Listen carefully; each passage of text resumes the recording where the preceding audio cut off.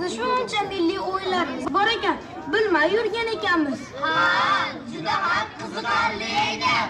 Ha, undan ko'ra kelinglar, o'zimizning milliy shugina o'yinini o'ynab ko'ringlar. Mayli, mayli, qani kelinglar.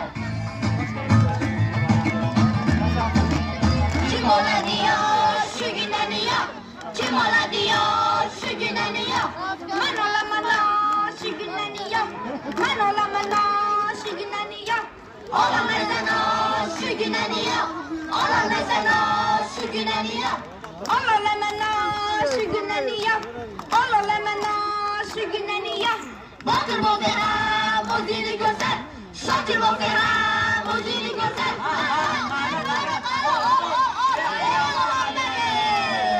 Kim oladi yo shuginani yo?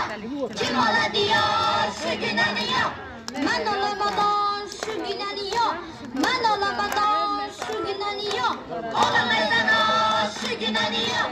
Olamaysan o shuginani yo. Olaman shuginani yo. Olaman shuginani yo. Botir bo'g'ram o'zini ko'rsat.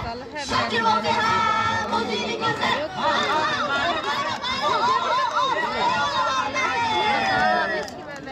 Kim oladi yo shuginani yo?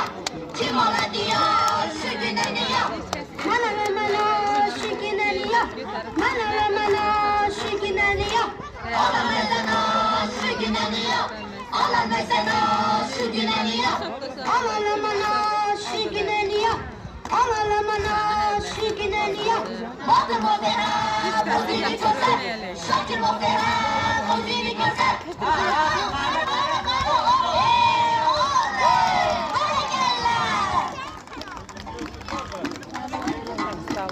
Qarsak chalib turamiz, qarsak. Do'stlar, yurtboshimiz biz yoshlarga yaratgan 5 ta tashabbusga astoydil amal qilsak, biz kelajakda albatta buyuk inson bo'lamiz. Mana shunday